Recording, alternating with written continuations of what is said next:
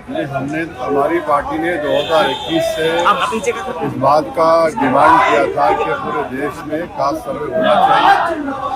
और जब आखिरी कास्ट सर्वे हुआ था 1931 में, जब कास्ट सर्वे होगा तो मालूम होगा कि किसको कितना फ़ायदा हो रहा है, किसको नहीं हो रहा है, किसके पास ज़ाती घर है, किसके पास ज़मीन नहीं है, किसकी आमदनी क्या है और कौन सी कास्ट ज़्यादा आगे बढ़ गई, कौन पीछे रह गया। तो ये बहुत ज़रूरी है और हम बीजेपी से एक ही बात कहेंगे और एनडीए से कहेंगे कि आप टाइमलाइन बता दीजिए, कब शुरू होगा, कब ख़त्म होगा और इसको लागू कब किया जाएगा। क्या ये 2029 के पार्लियामेंट के चुनाव से पहले होगा या नहीं होगा। और दूसरी बात ये है कि पसमानदा मुसलमानों के लिए उनकी क्या स्थिति है, ज़मीनी हकीकत सबको मालूम हो जाएगी क्योंकि वो पसमानदा हैं। जो गैर पसमानदा मुसलमान है वो कितने उनकी हालत कितने ख़राब हैं, तो ये सब मालूम होगा, ज़रूरी है।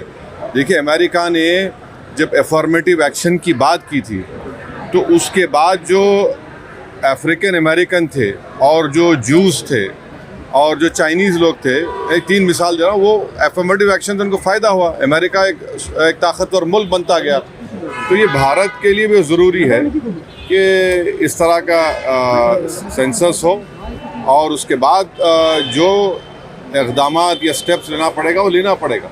सर, वक़्फ़ को लेके बंगाल में बवाल हो रहा है, क्या बोलिएगा? वक़्फ़ को लेके बंगाल में क्या बवाल हो रहा है?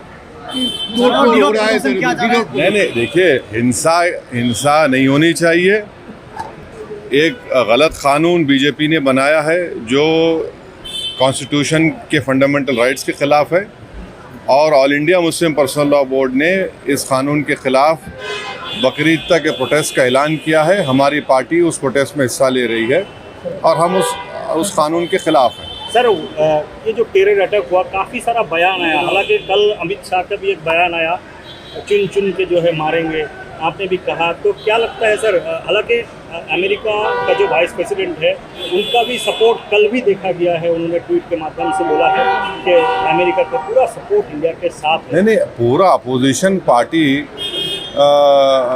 प्रधानमंत्री नरेंद्र मोदी को इस आतंकवादी हमले में जो लोग जिम्मेदार है, जिस मुल्क के से आए ये लोग, हम सब ने उस ऑल पार्टी मीटिंग में कहा कि हम आपके साथ हैं, आप उनके ख़िलाफ़ एक्शन लीजिए, कड़ी से कड़ी एक्शन लीजिए ताकि जो पीड़ित परिवार है उनको इंसाफ मिल सके। और पाकिस्तान से हम देखते हैं कि टेररिस्ट आते हैं भारत में और आकर इस तरह की उन्होंने बड़ी गंदी हरकत की कि उन्होंने पहले महिलाओं को, बच्चों को अलग किया, फिर मर्द लोगों को अलग किया और फिर उनका मज़हब पूछा और जब उन्होंने कहा कि उनका धर्म हिंदू है तो उनको गोली मार दी। तो ये तो बहुत ही गंदी हरकत और जितना भी इसको कंडेम किया जाए कम है।